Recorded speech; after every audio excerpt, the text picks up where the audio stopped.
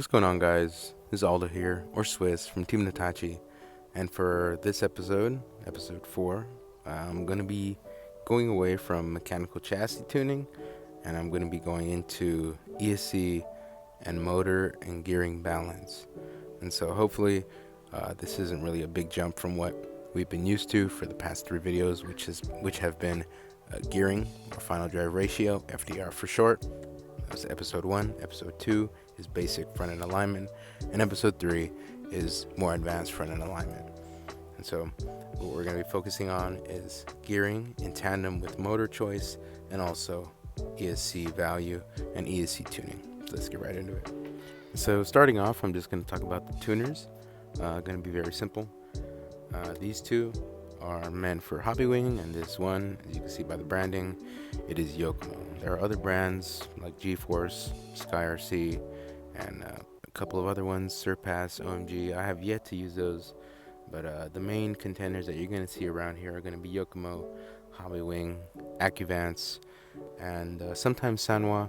Not too common here down in the States, but in Japan you will see that, and also in Europe they're very fond of Sanwa. But for the most part, we're going to be focusing on the LCD box, as this is the cheapest option and also works on almost every hobby wing ESC. Mine's a little bit scuffed up, but I could connect to the BL 120s, even up to my XD10, and so this is very useful, as is the OTA programmer, where you just plug it in. But unless you have a more high-end version of a XR Pro like the G2 or the XD10, where they have the dedicated slot for the JST to plug this in, it's very useful. But if not, and you have to use the male to female adapter to plug into the JST port on the ESC that plugs into the receiver, that might be a little bit of a hassle for you, just whipping out your phone, and then you got to put this in, and it's a little bit of a hassle. But just plugging this in, you just take it out, you have your balance cable right here, and also on the other side you have the ESC type C for firmware upgrades and download, and also optional ESC stuff. So that's about it. And so starting up the XD10, we get the connect ESC. We just gotta wait for it to fully connect. You see your software and mode 2. So the cool thing about the XD10 is that there's multiple modes to choose from. You have a specific drift mode for 10.5 and also a specific drift mode for 13.5. And currently I believe I'm on 13.5. And so going down the list, you have your running mode. This is pretty self-explanatory.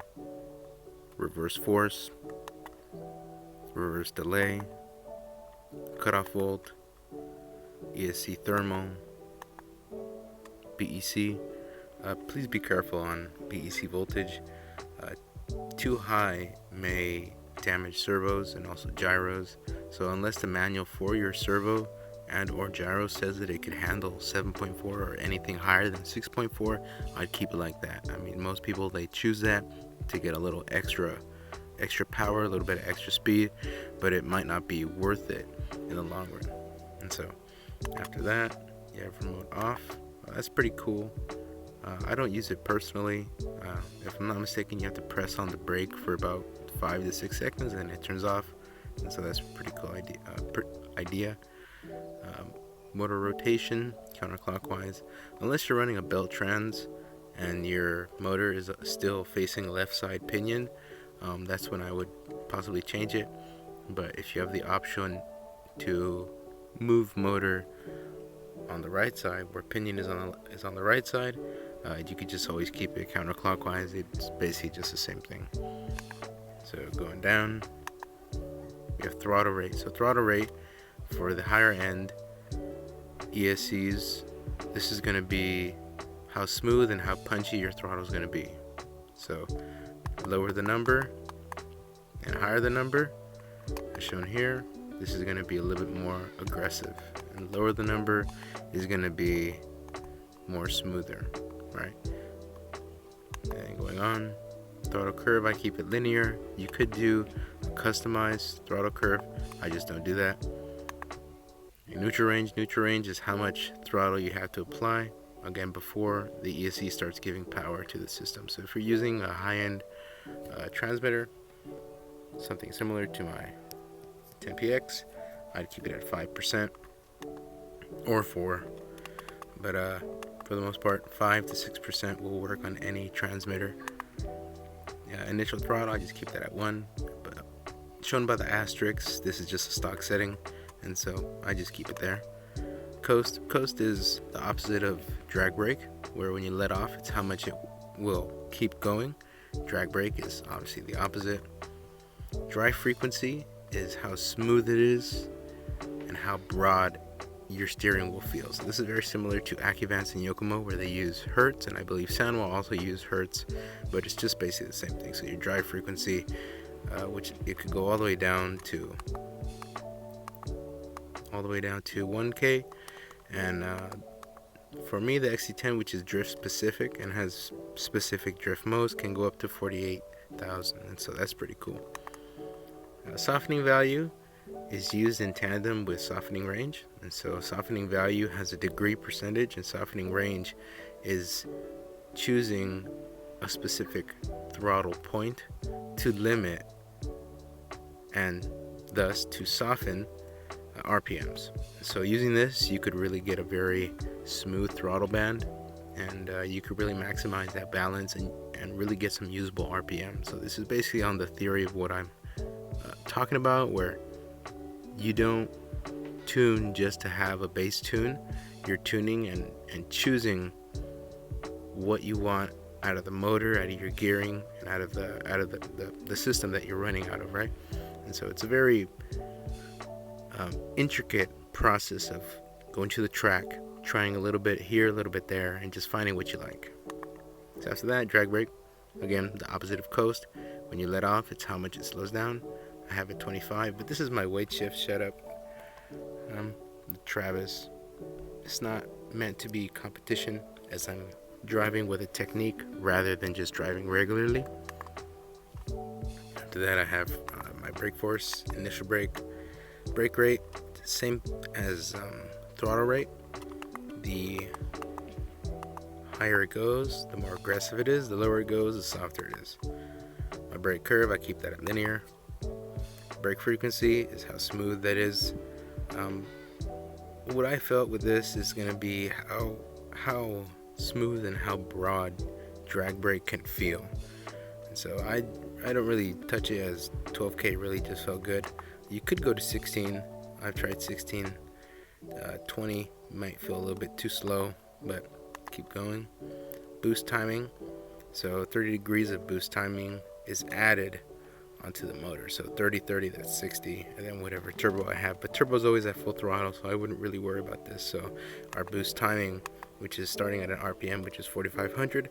So starting 4,500, I get a continuous addition of speed. So this is in tandem with how I want the car to be set up and how smooth my throttle is. On the transmitter, I do run expo, maybe around -30, -40, but that's just my personal preference and drive style to really feel when the chassis starts pulling away and starts gripping up, right? And so boost in 46,000. I could put it to 47, and if I press OK, it'll just save data. And so the 47,000 here. This is really just the limit of this motor. So a 13.5 won't really allow for too much RPM, unlike a 10.5. So really using that grip and torque to your advantage is what's going to set your car aside from another car that's maybe not properly tuned with the ESC imbalance from the motor and the gearing. So there's three things here, right? So number one is going to be ESC tune. Number two is going to be your motor choice. And number three is going to be your gearing. And so choose that and tune that according to your track size. And so continuing, we're almost to the end. Turbo timing is going to be 25. For a weight shift setup, I don't really like to blip turbo. Maybe a little bit if I'm chasing, but overall you're just letting the load just hold on to one side, and then you're just using that to keep driving. But Turbo timing, again, is just at full throttle and how hard it's going to hit. I don't use delay. The increase rate is 30. I would do this or instant. Any lower, it's going to be a very smooth ramp up of turbo. And turbo decrease, I set that at instant because I don't really abuse turbo on this specific setup. But truthfully, I'd rather put it at 30 degrees. This just limits and prevents that harsh cutoff of turbo, right? It'll somewhat spool down slightly, and so this is pretty good when you're chasing and you're trying to get spacing properly. That's what I would do. And so that's about it. So using this and tuning your throttle rate, boost start, boost end, a little bit of turbo, and your frequencies in accordance to motor choice and gearing is very important. And so to talk a little bit more about that balance between the three things that I'm mainly focusing on in this video, which is going to be your ESC tune, and paired with motor, and also your gearing, right? And so currently I'm running a Shark Trans, which is no different than a Yokomo transmission, which is 2.6, whether it's anti-torque, where motor and pinion are facing to the left, or Pro Torque, where motor and pinion are facing on the right side. So either way, you're still going to have the same idler gear and the same shaft gear. So what you would do to calculate your FDR, as mentioned in the first video, would be divide the spur number to the pinion number, and that result, you would multiply that times 2.6, which is your transmission ratio. MST, Usukani, and all those other brands, they have different ratios, and so be aware. I would research before doing that. Like for instance, D-Like and Wrap Up, they use their old DP style transmission, which is bevel gear, which is going to be, I believe, 14 and 40, around there.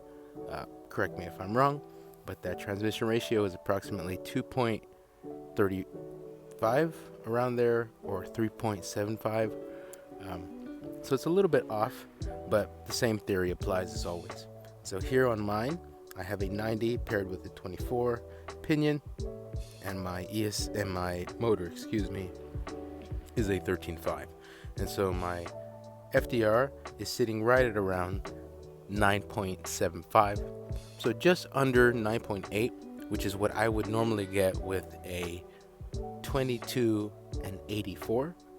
But my reasonings for this is that the bigger spur allows for slightly better ramp up and acceleration at very low throttle. And so, as mentioned in episode 1, where some pinions may have a different characteristic than another one, so this is where I'm purposefully choosing a spur gear and pinion gear to assist me with getting more speed out of my setup. And so having this choice of gearing, and also knowing what this gearing is doing with your motor and ESC tune, this is what I mean by balance, right?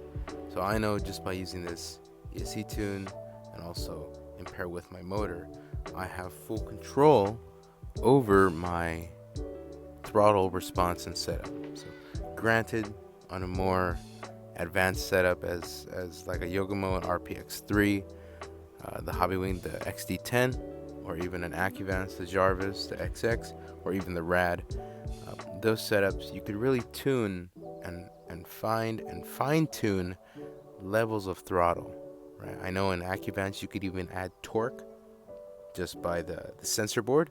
It'll just grip up, it'll add torque, it'll get a little bit of a beefy feel out of the motor, and so you could do that kind of stuff as well. But here, just talking about the gearing and the motor choice, and just a very simple ESC mention of it, you can really find a good balance. And so on a small track, good balance would be maybe low boost, low turbo, and the gearing is in tandem with that. So a good example would be GGT in Garden Grove down here, and it's a small P-tile track.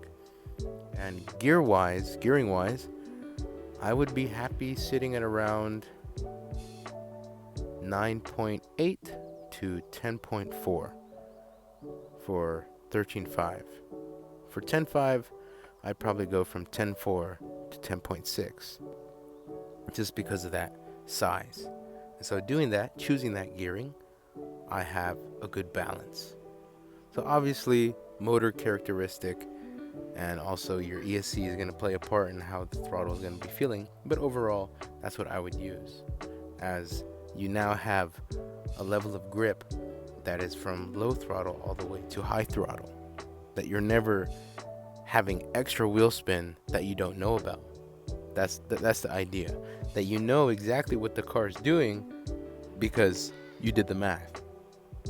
And so for a track like Super G, that's very large, you can get away with having a low FDR. And so since I run a higher level of boost, slightly higher level of boost, I could run a little bit of a higher value FDR and paired with a 13.5. So with a 10.5, I'd be happy running this setup, which is 9.75, the FDR. With a 13.5, maybe it's a little bit too wide feeling. And so doing that, I get to have the boost, and so I know exactly how my grip level is going to be reacting at every throttle position. So that's mainly what I'm talking about with balance. It is a little bit hard, and it does take a little while to get used to. And for the past year or so, I have been just really focusing on proper tuning and tuning values. And so this is just one very interesting step that you might be not familiar with. So if you come from road racing, sometimes you do have to really adjust your ESC tune appropriately toward your track and also your car setup. So this somewhat translates toward this, as you're finding a good balance between the setup and your electronics. That's all it is. So thank you guys for sticking around to the end. I know it's a little bit different from what we're used to. There's not really a lot of mechanical focus on. We're not really diving deep into the chassis, and we're not really looking at it. This is more or less just really based on gearing and motor selection, and also ESC tuning. I want to keep it real short, so if I missed anything, it's mainly on purpose, as to just keep these very concise. As you know, within a hobby, you might get frustrated, and so keeping it real short, the attention span is easily, it picks it up, right? And so if I missed anything or you have any questions, please leave it in the comments. Always, I appreciate it if you guys like, subscribe, and hopefully these next few videos are going to be going back to setup. If you guys want specific items, I'll try and make it happen, but it's not too easy, as I'm a little bit broke because of this hobby. And so specific things like AccuVance and Futaba and maybe even Sanwa, I might not be able to do that for quite a while, until the near future. But as always, thank you guys so much, and I'll catch you guys next time.